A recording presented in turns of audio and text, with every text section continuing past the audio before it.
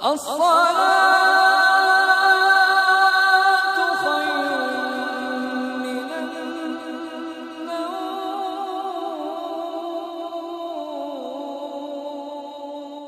ورحمۃ اللہ وبرکاتہ۔ میرے ہاں نام شو کر رہا ہے صادق خان صاحب، سوال کرتے ہیں آپ کا کہنا یہ ہے کہ اماموں نے سنت موقدہ بنا رکھا ہے کہ اللہ کے رسول صلی اللہ علیہ وسلم کے زمانے سے چیز چلی آ رہی ہے۔ دیکھیے اللہ کے رسول صلی اللہ علیہ وسلم کے زمانے میں جو جن چیزوں کا ثبوت تھا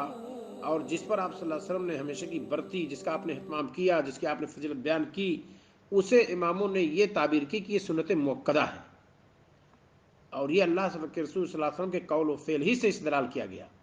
جیسے اللہ کے رسول صلی اللہ علیہ وسلم 4 رکعت ظہر کے پہلے، 2 رکعت ظہر کے بعد،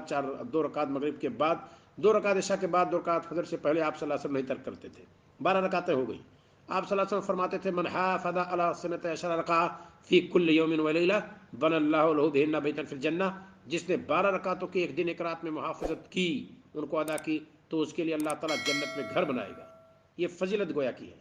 بعض روایتوں میں ہے کہ ظہر کے پہلے 4 جس نے پڑھی اور ظہر کے بعد بھی جس نے 4 پڑھی، حرم اللہ علیہ النار، اللہ تعالیٰ اس کو جہنم پر حرام کر دے گا۔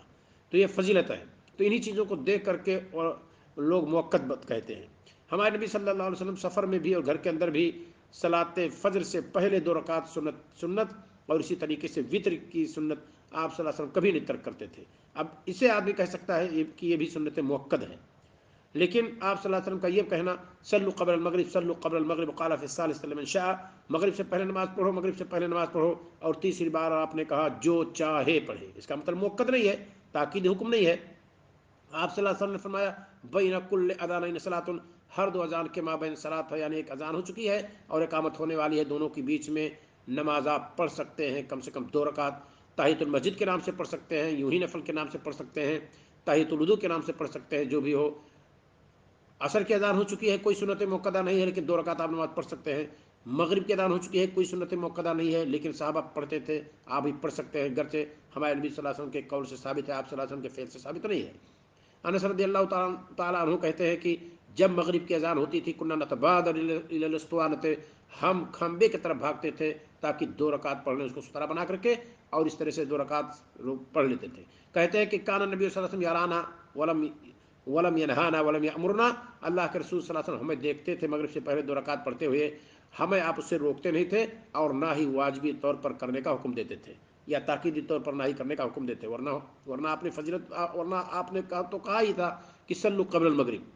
صلوا قبل المغرب وقال فی الثالثۃ لمن شاء۔ تو یہ ہے، انہی دلیلوں کو دیکھ کر کے ائمہ بتاتے ہیں، علماء بتاتے ہیں، محدثین بتاتے ہیں کہ کون تاکیدی حکم ہے اور کون سا غیر تاکیدی ہے۔ تو یہ اس میں تو کوئی شک نہیں کہ ہمارے نبی صلی اللہ علیہ وسلم نے تو یہ نہیں کہا کہ